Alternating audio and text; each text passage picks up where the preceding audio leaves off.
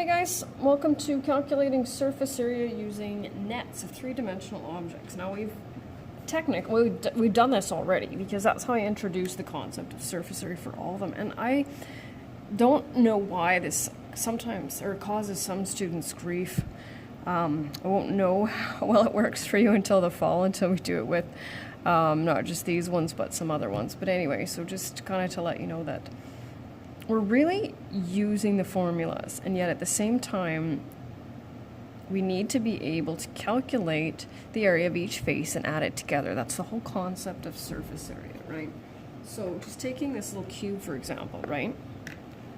Calculate the area of this face, add it to the area of this face, add it to the area of this face, and this face, and this face, and this face, right? And that is the concept of surface area, and that's how we get our formulas. But I always have some students on the, I guess it would be exam, use the formula and get nothing for it, right? And so you can see in my instructions, I'll just slide it over here, it says write the individual areas with units in each shape. So you need to use the formulas for the two-dimensional shape. So that's either going to be a square, a triangle, a rectangle, or a circle, right? So this one's the easiest. So basically I'm just repeating what we've done to make sure that you understand that concept. So when we're dealing with a cube, we have 6 identical faces, the area of each face being a square. And so we take 9.5 squared, or 9.5 times 9.5. We don't round these, right? And we end up getting 90.25 square feet. So it says write individual areas with units, which is exactly what I've done in each shape. Now, no sense in recalculating, right? It's a little bit of a pain, mind you, but it'll be all right. Hope you can see that. This colored one is quite hard to write on, but it's the only one I've got, so.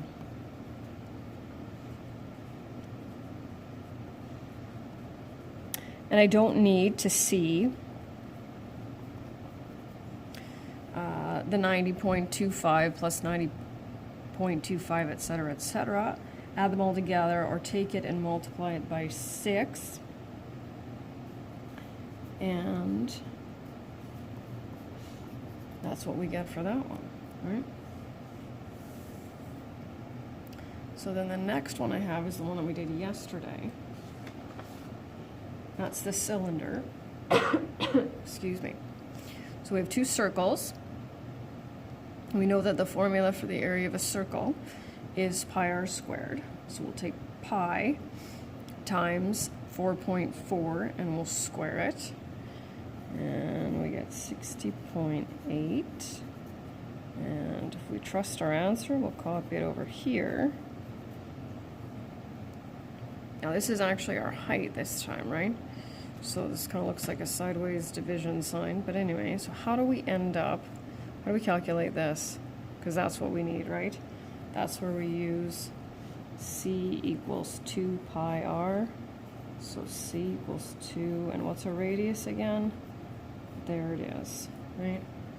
So then when we do that, we end up with 27.6 centimeters. So then we can take 27.6 and multiply it by 7.2. And then we have the area of our 2 circles plus the area of our rectangle. We add those together and we end up with that. Getting close. I'm going to zoom out a little bit here so that we can see the whole, that's better. So you can see the whole thing. Oh, I can go a little bit more. Hold on. There, is that better? Ooh, just barely fits. So now we're dealing with our rectangular prism, or Kleenex box, as I like to normally refer to it. So we have 3 pairs of rectangles. So I always suggest pick a pair. This is the first one that jumped out at me. 10 times 7 is 70, and then I say find its twin. Okay, 10 times 6, 60, find its twin. And then 7 times 6 is 42. Just notice I have units in all of the rectangles, right? And also notice that there is no formula for the surface area of a rectangular prism, right? Which is 2LH plus 2WH plus 2, good grief, what did I miss? The other 2LW, I think. It's nowhere, but that's exactly what we're doing, right? Because here's our, I'm going to say length times width, we're going to double it, right? Just a different way of doing it. Excuse me again. So 70 times 2 plus 60 times 2 plus 42 times 2 gives us 344 square centimeters. And last but not least for this lesson anyway, it's a pretty short one today, is our right triangular prism. So I'm actually going to end up rotating this one just for a little bit, but we have 3 rectangles and 2 identical triangles. So we'll start with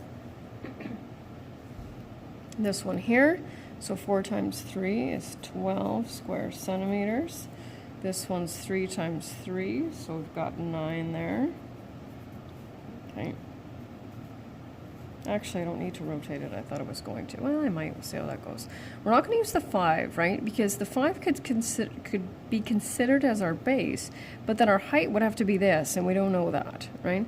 So this is when I taught it, I remember saying you can use this as the base times the height, right? Because base times height divided by 2. Or if it ended up being rotated, you could still use this as base times height divided by 2 and still get the same answer, okay? So 3 times 4 divided by 2 is 6.